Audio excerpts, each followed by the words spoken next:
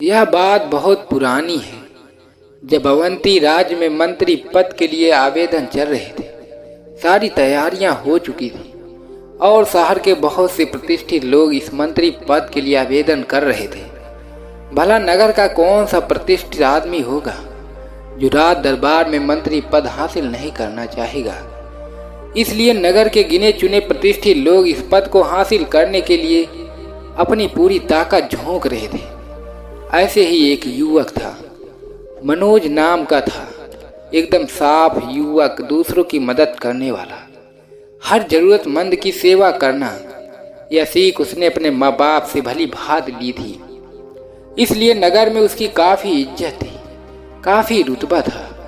भला इंसान होने के साथ मनोज में और भी गुण थे, जैसे कि उसका वाक्य जब बोलता था तो लोग उसे सुनते ही रह जाते थे। उसके भाषण, उसके व्यक्तित्व वो सभी को प्रभावित कर देते थे। एक कला उसमें बचपन से ही थी और समय के साथ साथ उसने अपने इस कला को और भी ज़्यादा निखार लिया था। ऐसा नहीं था कि मंत्री पद के लिए आवेदन करने के लिए दूसरे युवकों में किसी गुण की कमी थी। उसके प्रतिद्वंदी भी किसी से कम नहीं थे। वह भी अपना भरपूर प्रयास कर रहे थे और उनमें से इसी गुण की कोई कमी नहीं थी। लेकिन मनोज के पास बोलने की ताकत दूसरों से ज़्यादा थी। वो जब बोलने लगता था तो लोग उसकी वाणी से प्रभावित हो जाते थे और मंत्री पद पाने के लिए यही गुण सबसे सर्वश्रेष्ठ होना चाहिए। यही गुण आपको मंत्री पद दिलवा सकता है। अगर आप अपने भाषण, अपने व्यक्त और अपने वक्तव्य से अपनी जनता को, अपने नगर के लोगों को प्रभावित कर पाते हो तो आप मंत्री पद के लिए अच्छे दावेदार हो सकते हो। इसी कारण मनोज का रुतबा पूरे नगर में फैला हुआ था और उसकी प्रतिष्ठा को और भी ज्यादा नजर में फैलाने के लिए उसके दोस्त, उसके चाहने वाले जान एक करके लगे हुए थे। उन्हीं दोस्तों में मनोज का एक दोस्त राहुल था। राहुल मनोज का बचपन का मित्र था और दोनों में बहुत गहरी मित्रता थी। लेकिन मनोज की तरह राहुल उस नगर का कोई प्रतिष्ठित युवक नहीं था। वह एक साधारण से परिवार से था। न ही उसमें भाषण देने का कोई वक्तव्य पेश करने का कोई कौशल था। वह सिर्फ अपने दोस्त मनोज को जिताने के लिए दिन रात एक कर रहा था और मनोज भी इस बात से भली भांति परिचित था। वो अच्छी तरह से जानता था कि राहुल मुझे जिताने के लिए कोई कसर नहीं छोड़ रहा और इस कारण से मनोज अपने दोस्त राहुल की बहुत इज्जत करता था और अपने सारे दोस्तों में उसे ही सबसे सर्वश्रेष्ठ समझता था। और जल्दी ही वह समय भी आ गया जब आवेदन होने वाला था और उसके बाद मंत्री पद के आवेदन के लिए जो परिणाम सामने आया उसको देखकर मनोज फूले नहीं समाया, क्योंकि उसने एक अभूतपूर्व जीत हासिल की थी। उस नगर में कोई भी इतने वोटों से कभी नहीं जीता था जितना कि मनोज जीता था। मनोज अपनी इस जीत से फूले नहीं समा रहा था। जब मगध के सम्राट ने जनता को वक्तव्य देने के लिए मनोज को ऊपर बुलाया तो मनोज ने उन सभी का आभार व्यक्त किया जिन्होंने मनोज पर अपना भरोसा दिखाया था और साथ ही उसने अपने सबसे अच्छे दोस्त राहुल को भी संबोधित करते हुए कहा कि ये जीत राहुल के बिना संभव नहीं हो पाती। मैं राहुल का बहुत ही आभारी रहूंगा और राहुल जैसे दोस्त जिसे मिल जाए उसे कोई हरा नहीं सकता। इस वक्तव्य के पहले राहुल को ना तो सम्राट जानता था और ना ही वहां की जनता जानती थी। लेकिन इस वक्तव्य के बाद सब लोग राहुल को पहचानने लगे थे। धीरे धीरे समय बीतता रहा। अब मनोज दरबारियों के मंत्रियों में एक अहम दबदबा रखता था। सम्राट भी उसके विचार और उसकी सलाह को सबसे ज्यादा तवज्जो देते थे। लेकिन एक अच्छा इंसान होने की वजह से मनोज अपने दोस्त राहुल को भी अपने साथ ही रखता था और कोई भी सलाह मशवरा करना हो तो वो राहुल की सलाह जरूर लिया करता था। इसी वजह से धीरे धीरे राहुल का रुतबा मनोज से ज़्यादा बढ़ने लगा और सम्राट मनोज की सलाह से ज़्यादा राहुल की सलाह को तवज्जो देने लगा। इस बात से मनोज के मन में कभी घृणा उत्पन्न नहीं हुई, क्योंकि वो तो राहुल को अपना अच्छा दोस्त समझता था। वो खुद चाहता था कि राहुल अपने जीवन में आगे बढ़े।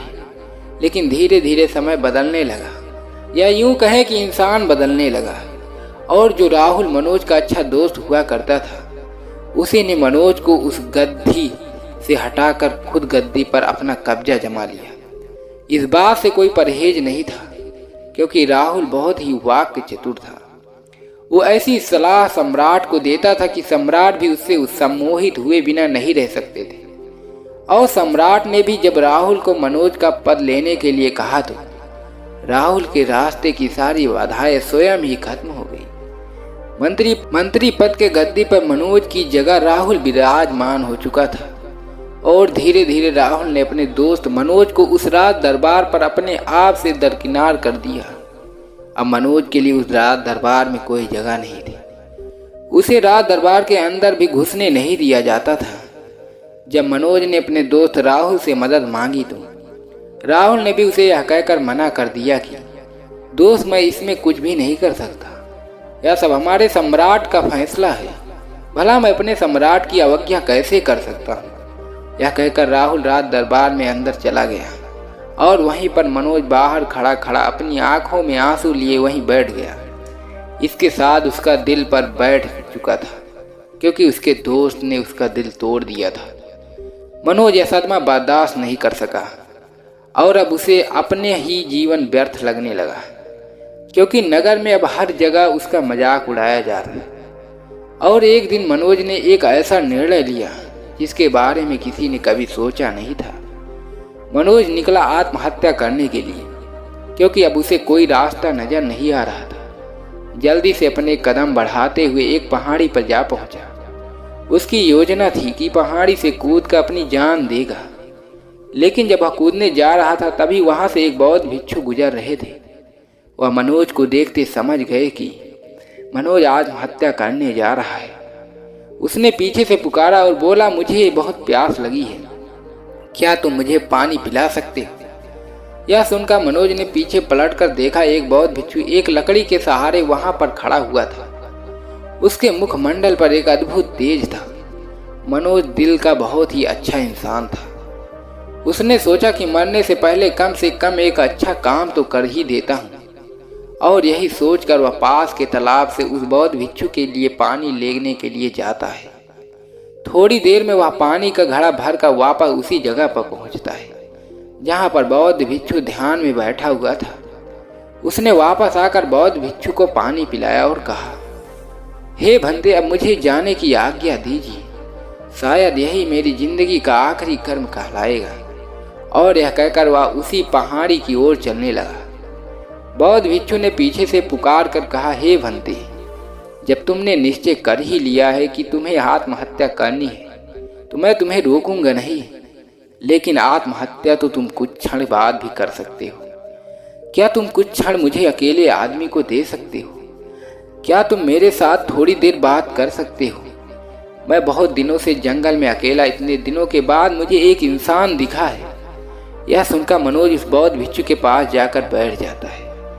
इसके बाद बौद्ध भिक्षु उससे आत्महत्या का कारण पूछता है तो मनोज उसे पूरी दास्तान सुनाता है। यह सुनकर बौद्ध भिक्षु मनोज की पीठ थपथपाते हुए कहते हैं कि मनोज, तुम एक बहुत अच्छे इंसान हो, लेकिन इस संसार में जीने के लिए सिर्फ अच्छा इंसान होना ही मायने नहीं रखता। उसके साथ तुम्हें अपनी बुद्धि और विवेक का भी इस्तेमाल करना पड़ता है। अगर तुम सिर्फ एक अच्छे इंसान बनकर अच्छा जीवन व्यतीत करना चाहते हो तो तुम एक साधारण इंसान बनकर रह सकते हो, लेकिन अगर तुम्हारे ऊपर किसी पद की जिम्मेदारी है तो तुम्हें उस पद की रक्षा के लिए बुद्धि और विवेक का इस्तेमाल करना ही होगा। कभी भी अपने पद की सुरक्षा हेतु यह 7 बातें अपने जीवन में हमेशा याद रखना। तुम मुसीबत में पड़ जाओगे और इसे ध्यान से सुनना। पहली बात, अपनी आमदनी किसी को बताना नहीं चाहिए। अगर तुम किसी को अपनी आमदनी के बारे में बताते हो तो उस आदमी की अपेक्षाएं आपसे ज्यादा बढ़ जाती हैं, और जब आपका दोस्त आपसे मदद मांगता है और आप उसकी मदद नहीं करते हो तो उसके मन में घृणा उत्पन्न हो जाती है, क्योंकि वह सोचता है कि इतनी आमदनी के बावजूद मेरा ये दोस्त मेरी सहायता क्यों नहीं कर रहा। और इसी के साथ आपके आमदनी ठगों और चोरों को भी आकर्षित करती है। ठग और चोर अपना शिकार बनाने के लिए आपके पीछे पीछे चलेंगे और नई नई योजनाओं के तहत आपको फंसाने की कोशिश करेंगे। लेकिन याद रखना, जब तक जरूरत न हो, जब तक आवश्यकता न हो, अपनी आमदनी किसी को भी बताना मत। अपने परिवार वालों से आमदनी बताना गलत नहीं है, लेकिन इसके अलावा किसी को अपनी आमदनी बताना अपने पैर पर कुल्हाड़ी मारने जैसा होता है। दूसरी बात, अपने परिवार के झगड़े के बारे में किसी को मत बताना। जब भी तुम अपने परिवार के झगड़े के बारे में अपने किसी दोस्त या किसी बाहर वाले पुरुष या किसी स्त्री को बताओगे तो वह लोग तुम्हारा फायदा उठाएंगे, जिससे सब लोग चाहेंगे तुम्हारी प्रतिष्ठा कम हो, तुम नीचे आ जाओ, तुम कभी ऊपर न उठ सको।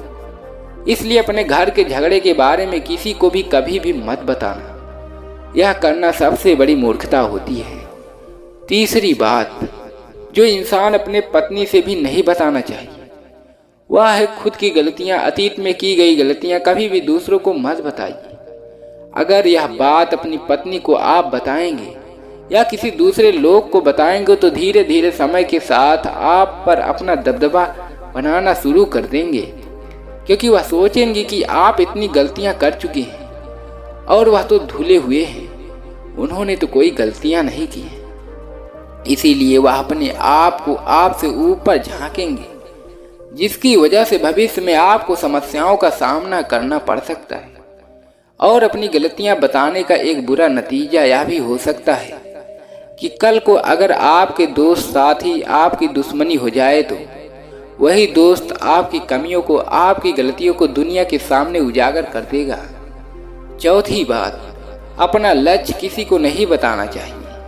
अपने जीवन में जो भी पाना चाहते हो वह मन में रखिए और उस लक्ष्य के प्रति काम करिए, क्योंकि अगर आप अपना लक्ष्य दूसरों को बताएंगे तो वह आपके मार्ग में अड़चन पैदा कर सकते हैं।